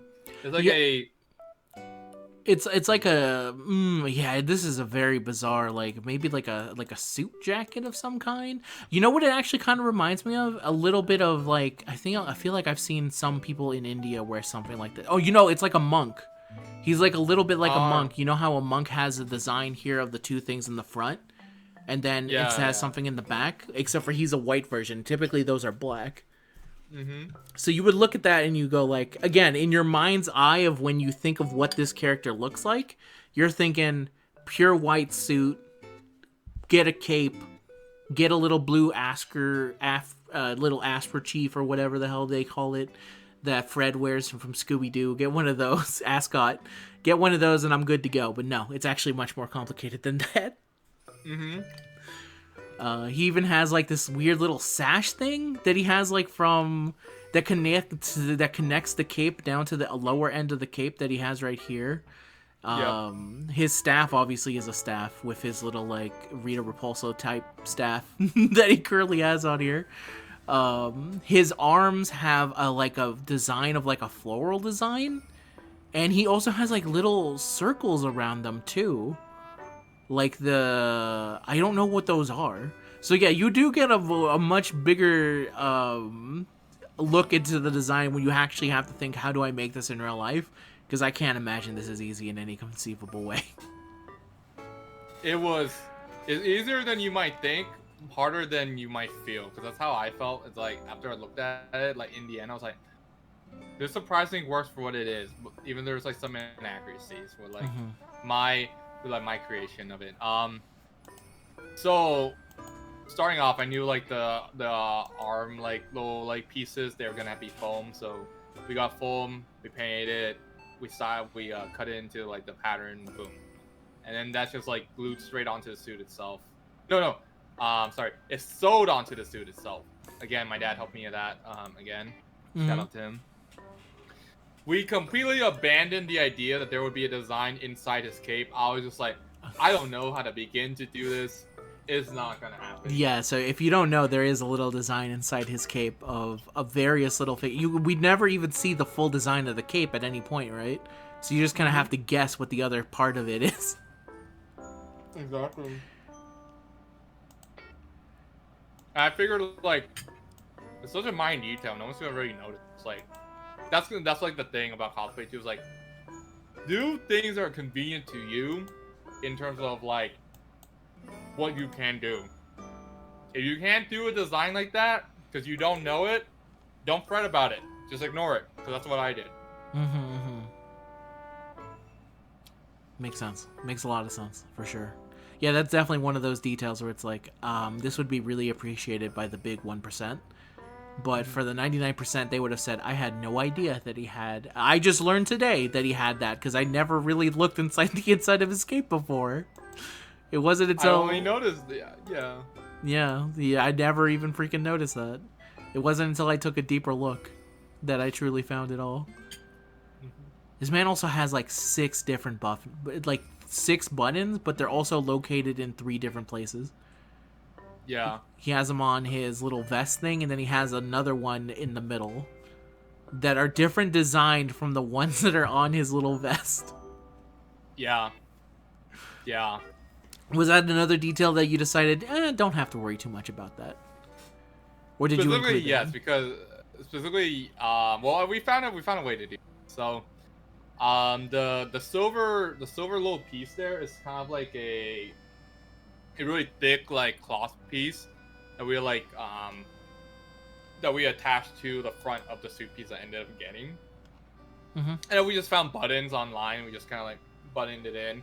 If you look closely, it's not gonna look identical at all, but from afar, it looks just about enough to pass it. And that's like the key word that we're looking for is for things to be passable. It resembles enough. Resembles enough, yeah. You don't need to go full what's the name of him? Peter Jackson, like when he was designing the orcs. You don't have Weta Workshop. You don't have the ability to individually create the design of every single orc to be different from the others. You're not working on that kind of budget or with that kind of intensity of it. You're just doing it enough for when someone sees you, go, oh my god, it's you. It's my favorite character, Woodsum. I love him. I love my Woody boy. Exactly. So did you also do the feathers? I did. Oh, was that annoying to keep track of? No, because we basically just like bought a bunch of feathers and just like stuck it onto like the foam piece that I did there. You see how he has like that little shoulder like gold piece that's like the same piece that's on his sleeve. We just like attached feathers to that like underneath it.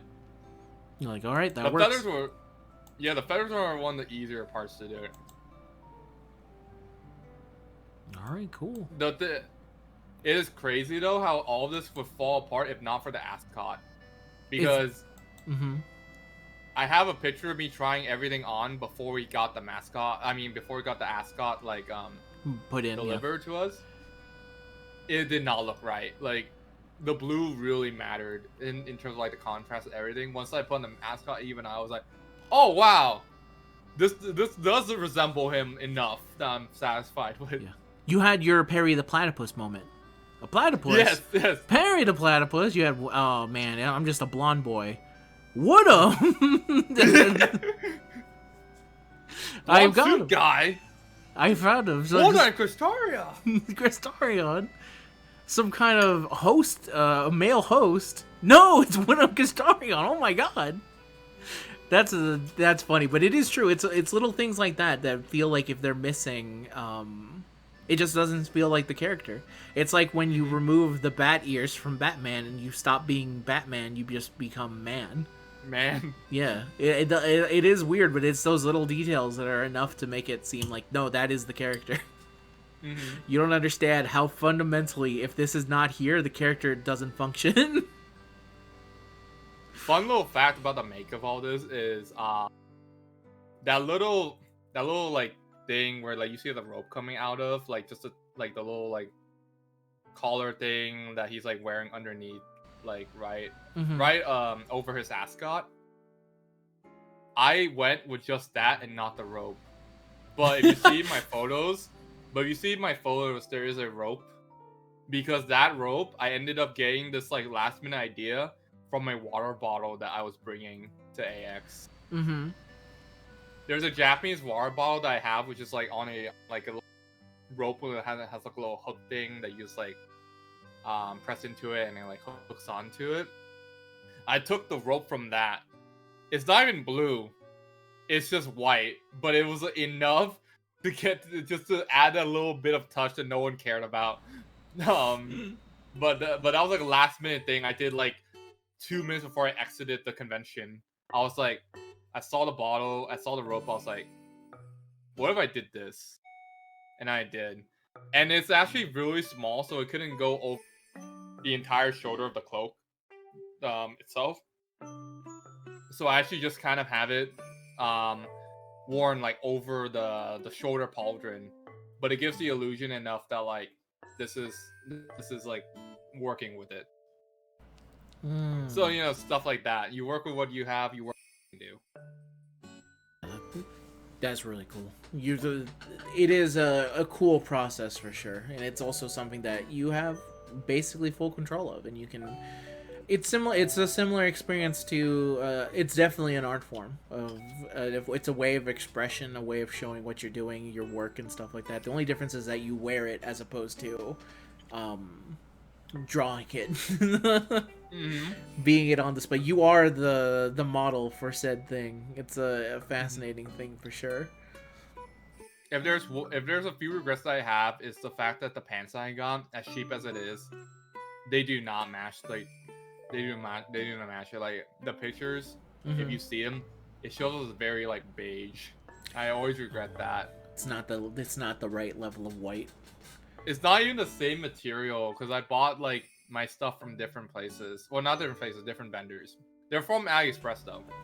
Oh, okay. I wanted something cost efficient, but also like I didn't want to buy an actual suit. I didn't want to buy an actual polyester suit that I was gonna be wearing around the whole con in the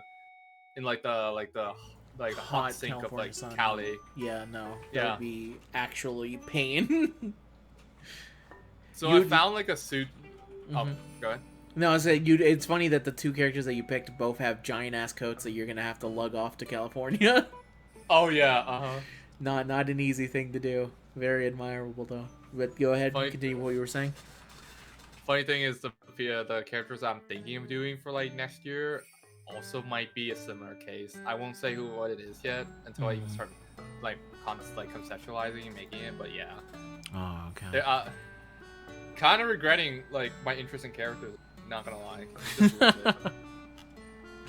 No, I can understand that because there's definitely some characters where you'd go like, man, it's a shame that I like them so much because I would want to, if I was doing a cosplay thing, I would want to make them as accurate to it as possible. Like one of my things that I always told a friend, because a long time ago they said you should get into cosplay, and I said there's only a single one that I would do, and if you could figure out a way to make it happen, I will gladly wear it and figure out how to do it. And it's the Big Daddy from BioShock.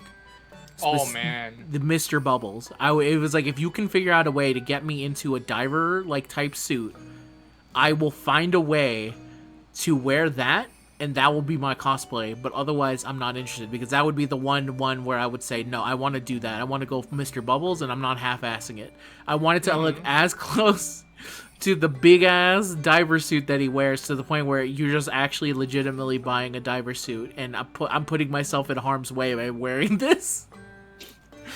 But that would be like my level. Like, those are the type of characters that I like, are the ones that are like this, where I'm like, they're giant suits of armor. Like, if I was gonna do a FGO one, it would be Brittle Mart Stage 1. It would be the full-on big mech costume. And that would be great, because then people go like, oh, I love your Brittle Mart, and I go like, thanks, man. Don't ask for the other Ascensions. I can't do it. Unless, oh, you know what would be actually a really funny idea now that I think about it? Dude in Ascension 1, or Dude or Buff Woman, whichever one, and then they have a Brittle Mart that follows them, so that when they do their NP, they step back and the other Brittle Mart comes out. Yeah. There you go. If any interested Brittle Marts for AX this year want to hit me up, I'll show up in the giant armor and we'll make it happen. But yeah, I can understand why it's such a fascinating world to want to join in and beef with it, especially with the design and case and stuff like that, which is why I wanted to talk to you about it specifically, with your experience with everything in it. And it's resulted in a very long conversation talking about the stuff that I could talk forever, but at some point I have to recognize that we have other things to do. Yeah. I'll try to keep my answers and stuff going as we like close this out. Yeah, we'll close it out with some last things. So AX this year, you went as Woodham over here. You enjoyed your time. You ended up enjoying your cosplay overall. I did, and then it was especially the most important thing was enjoying my time out of it, which means while still in the cosplay, because it was not an easy way to change out of it, is the hanging around with the people that I met from last year that I alluded to from last year, that I actually got to hang out with. We went to have dinner together. We did roles together. Some of us did a pseudo karaoke thing, where we were in a hotel room just kind of like singing like just like songs and like dancing and trying not to get kicked out of the hotel room. But thankfully we didn't, because I assume there's a lot of people doing a lot of work. Yeah, there's likely that's the worst that you're doing. They're like, you know what, we've seen some other people here who are also 10 times louder and 10 times more freakier, we will let them keep doing what they're doing. So we will allow it to continue on. And this is something that you plan to do again, come back next year and do again, and likely with the same people again? Oh yeah, absolutely. Have you ever... Fun. No, go ahead. No, say your thing. I was just gonna say, like, a quick fun fact is, I didn't just go with Kristaria because I was like, I want to go with Kristaria. I like this character and like all his complexities. Like, I'm gonna go with him this year. No, what happened was we actually like talked about within that cosplay group I was telling you about. We had a spreadsheet that we're signing up. We were wanting to do a theme of cryptors and their servants, and I signed up a little bit too late. I would have wanted to be Kadok. I didn't get to do that, but the next best option for me was there, which is Kristaria. Long story short, plans didn't work out too much, so in the end, only 4 of us on that sheet falls through. It was me as Kristaria, my friend Nito Chris, that I talked about once before. She ended up being Canis, coincidentally, by the way, but it ended up working out great for us. That did. Because because we were friends and we were close, and so it was all right. What stage And of ascension of Canis? it was the one with the white armor. So I think Okay. that was her. I think that was their first. The I was gonna say the most practical of the three. Yeah. Not the golden one, and not the white one, which is slightly more open space to it. The most practical. You know what? I'm here. I'm Canis. This is the Oh ascension. no, it is the second one. Okay. It is the second one. Okay, that one, the Yeah. more open for you. To be fair, that one would probably feel much nicer in the California sun that you Yeah. don't have to feel too much about. It's also more recognizable too. Yeah, for sure, 100%. I mean, if they're already going as a Naito, then they have a lot of gumption to them, so Yeah. they can pull it off. Mm-hmm. I would be personally terrified of it, but that's why brave people exist in this world. So Yeah. what were the other two? Thankfully, she was able to go as Canis for the perfect sync up. But what were the last two? It was Kadok and Anastasia. Wow, it actually did work out. It did, and And thankfully, no one showed up as Barrel Gut. No one was there as the lone solo Barrel Gut.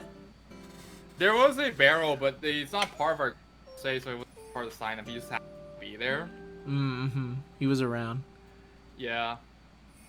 Just like actual Barrel Gut to the Cryptors. He was just kind of around. That is He was true. Yeah. Not allowed on the main stage, but, you know, he's around. Not to say anything about that cosplayer. I'm talking specifically about the character of Barrel. How do you feel about the CE that features Barrel Gut in, like, a kind of joyful way next to the Cryptors? Does it make you feel like, this is not... I was talking to my brother about this. I'm like, someone had to complain about Da Vinci. If I was someone that was related to the Cryptors, I would go immediately to Da Vinci, who creates all the craft essences, and saying, what the hell are you doing? What is your interpretation of Barrel Gut? Because this is not the man that we know. Anything that involves Barrel with the Cryptors, I kind of just chalk it up to.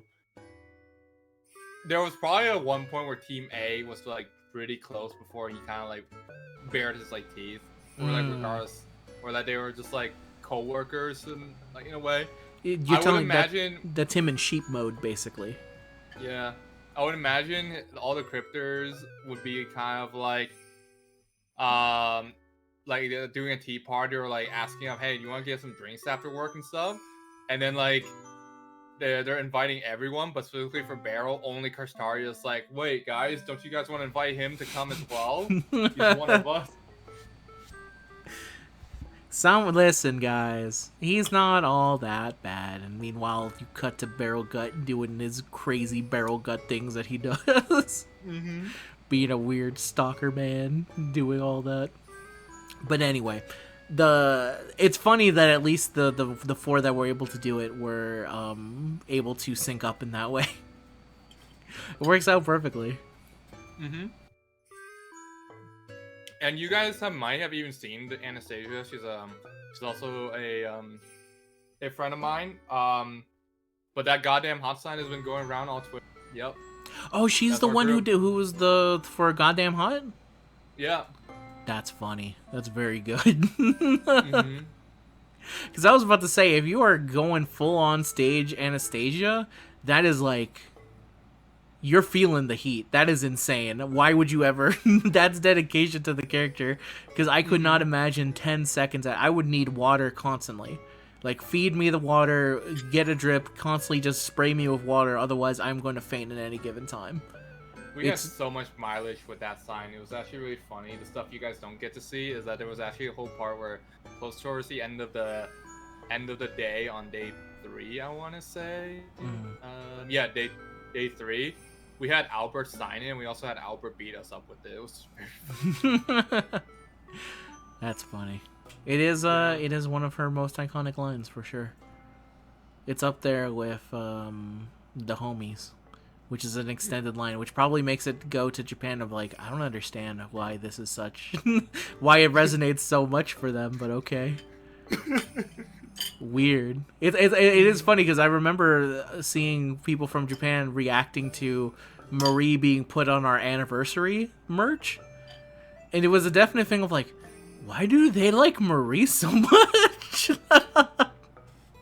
So like, no, you don't understand. She's like one of the early like memes. She's our Shugeth, the from Bardock's team, but obviously more of a character with that one bit. It was a very precocious time in the early first year. Mhm. But Man, Shugas, that's a deep cut. Shugesh, yeah, that's a Dokkan deep cut. They don't talk about the Lord Shugesh anymore. He's like the old god. He's when we go back and look through ruins and we see ancient civilizations and their gods that they worshipped. That's Shugesh. He's like the original. He was our original. We Saiyans have no limits. That is what he was to us back in the day. Yeah, nowadays, Shugas can just be any non-featured SSRs in Dokkan. Yeah. because so many Dokkan, it's just so depressing to me, honestly. Yeah, no, I've said it before that I think Dokkan is one of the worst things to summon on, and I summon on FGO. So that has to be, in some level, tell you that I'm more willing to put up with FGO than I am Dokkan. Yeah, I'll see like 3 stars that I already have MP5 whatever, and I'll still feel better about it than seeing like an off rate up like Super Saiyan Blue like Vegeta. Yeah, I'm like, you know what? I may have gotten my 27th copy of this fucking Snake CE, but at least it wasn't my 50th of physical Piccolo. Yep. It's funny how it works out that way. But yeah. So Anime Expo this year. Had a great time. Good time meetup. Is there anything else that specifically that you want to talk about your experience for it this year? Let's see here. I think we've kind of touched about all the points, but I just want to encourage anyone that's like wants to get into cosplaying but's like on the fence about it, just really go, because like nothing really is stopping you like at all. Not the quality of your costume, not like what you look like. You shouldn't let anything like hold you back, because end of the day you have a lot of people that are going to support you, and you're going to find people within the community regardless that's going to enjoy doing it with you, and it's just really fun. The photos, the call outs, the attention a bit. Okay, I should word that, not the attention, but like the spotlight of like having your work and effort and the things that you do behind the scenes, like the stuff that you do on your wig, the stuff that you do on your outfit to make it all work. It goes very appreciated.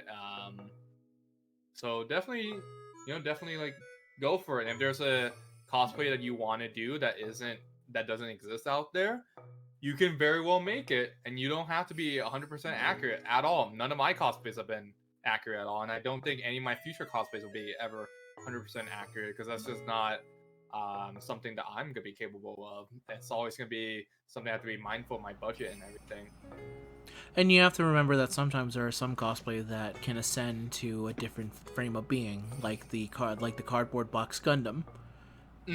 Which that started as someone going, I want to be a Gundam, I can't actually make the Gundam, what if I just put a bunch of boxes on me, and now that dude is as recognizable as a Gundam. And all it took was a couple boxes and the idea of it, and that's enough to get the imagination going and go for it. I would also suggest anyone who's interested in doing it, go ahead and do it. Anything that you feel like might be a barrier to it is all self-inflicted for the most part, I feel like. Like, a lot of the times when I think of, like, oh man, characters that I'd like to be, it always comes back to my head of, I want it to be as accurate as possible. And a lot of the time, I don't share the same height build, I don't share the definite difficult one is I don't share a lot of the same races with a lot of the people, and I feel like that bothers me on a personal level of, I want it to be as accurate as possible, but deep down in my skin, it's not possible. But the only thing that's stopping it is specifically me. Because nobody else cares about that. The only people that actually care about that, first of all, is you, and second of all, are losers. So the people who actually care about the cosplay will see you in your sick cosplay, and it won't matter your things like that. What matters is your passion, and what you put into it will be shown to others, and that's enough. And I feel like as long as you focus in on that, you'll be perfectly fine. Exactly. I do have one last takeaway though, and I want to tell this to people. That's very important. Is the takeaway I learned. Um, so last year was Oberon. I didn't get stopped too much. And when I did, it would be somewhere more stationary, like the Aniplex stuff. But this year, especially when I was walking around with my Canis friend, we were stopped constantly. So here's my tip for you: if you wear glasses, get contacts. If you if you're planning on shopping or doing something, plan for a different day where you're not cosplaying, or at least not cosplaying a recognizable character. Number two, if you're gonna do gloves, make it have like some sort of touch capability with your phone, because Oh yeah, these that'd be three good. these three things have absolutely given me so much trouble. Because let me tell you the process, right? I'll be walking around with my glasses because obviously to see, and I didn't have my contacts. I'll have my bag just like strapped to me, and in my other hand, my cane, Cursarius cane. I'll be walking with my friend Canis. Person recognizes us. We've had people honestly not even come out as fake fans that just think we look cool together and want to take photos of us. Yeah. So then, they're like, "Oh, can I take a photo?" We never say no, by the way. It is never a no. So we're very yes men to this. So we say yes, and so my process is, so I have to take off my glasses, I have to store in my pocket, and then in my left pocket I have to take out my gloves, I have to put it on, and then I have to throw down my bag, pose for maybe 2 seconds, get their photo, say goodbye, and we're on back on our way. I put back on my glasses. But this sounds okay if you're doing like maybe once every hour or so. I was getting stopped so much in my Cursitaria cosplay, more than I could have ever expected people to recognize me for. So there are photos out there that exist of me where either I forgot to take off my glasses, put on my gloves, so I have my gloves but not my glasses, or I have my glasses on but not my gloves, or that like I have my bag on me, or like my badge is like still sticking out of me. It's a lot to take account of. See, that's future So lessons for the future, where it's like, hey, maybe look into this a little bit if you're going to be a little bit more of a recognizable person. yeah, I'm gonna be really light next time, like extremely light, especially on days where I just like plan on cosplaying and doing like nothing else. Probably just like a phone, my power bank, and then a wallet, and then like a wallet. That's really all. No more bringing like clear bags on, because I was having a heck of a time just kind of lugging everything around, including like my cane. Yeah, that would definitely But be super rough. But in the end, those one of my friends like told me it's like a cool experience though, because now you know what it's like to be like those cosplayers that get like stopped a lot. And I have a newfound appreciation, because you remember in 2023, I was the type of person that was walking up to any cosplayer just like, "Hey, can I get a photo?" Not knowing that they couldn't say no. So now I'm in that position, so I understand now. So I guess if there's anything to take away from that conversation, even if you're not cosplaying, is to, just be mindful of the cosplayers that you see around. They're never gonna say no to you because they feel bad being the one to say no, and they're only gonna say no if it's like really like important. But Like for the most part, they're always... mid snack, they're eating something. Yeah. And it's like, listen, man, you're in the bathroom ready to pee, and they're like, bro, I need to take a picture of what I'm peeing. It'd be so hilarious. You're like, listen, man, no, no, on so many levels, this is wrong. No. The snack thing though is actually like not true. Really? I have stopped people before, not intentionally, but I'll ask them for a photo and they're like snacking. They'll just like put away their snack or like give it to a friend. Really? But, That's dedication. I personally, as a yeah. snacker myself, I'd be like, can you wait for the snack to be over? No, it's kind of crazy how much a lot of us cosplayers just kind of get into that mindset that we're gonna be like getting ready for photos. So we just like snap the position like pretty quickly. It's kind of great in a way too. Wow. Fantastic. Listen, more dedicated than I am. If you ever see me out in the open and you see me with a snack, just know, no photo allowed. You don't know what I look like, but if you somehow figure out through my voice, better not be snacking. Yeah. I'm making the stand right here. But all right. So yeah. Oh, go ahead. Now is it that's everything then? Anything else? Any last final things? No, I think I pretty much said like everything that I could imagine of. I just hope that for people watching out there, they kind of take this as kind of a piece that like I was one of you guys. I wasn't a cosplayer. I was just like a normal dude. Heck, I didn't even intend on going to a convention. I just kind of did, and now I'm kind of like in it for a long haul. But it's one of the greatest long hauls of my life because I found such a good community of people that I'm still chatting and talking to. They're actually posting in the Discord right now. Like I can see like the channels lighting up. They don't know I'm currently being interviewed by a No, friend. they don't know. Yeah. While there's advanced quest shit going on in the background this entire time. But anyway, yep, we've reached the end of the grind and talk, everyone. Thank you very much for watching. If you made it all the way to the end, if you want to show support, you can always, as always, just leave a like, comment, and subscribe. It does help a whole bunch. But this one I did specifically because I wanted to hear from a cosplay angle of it because I was very interested in it. And Kamen was kind enough to have time set aside to allow me to have this conversation with him, and we can have a little grind and talk here. So I think I'll end up linking you to your cosplay things if that's all right. Yeah, that's fine. Yeah, I can put that if you want to show more Kamen and stuff right there. Follow him. Look at all that stuff. He does more than I would for you in theory. As far if you're interested in cosplay, I don't really do much other than have this one conversation. I don't know. I also don't know many other cosplayers outside of Kamen. I've realized that I in terms of the larger community, I'm really more of a man out to sea with me and my brother. I have to wait for people to come to me. So when I know someone who's in it, I'm like, no, I have to take advantage of their friendship and ask them to do something for me. It works out in the end. But either way, thank you very much for watching. I'll see you guys in the next video, whatever it may be. Say goodbye, Kamen. Bye, Kamen. That's perfect. Goodbye, everyone. Peace out. Later, bye. Bye. I was still recording.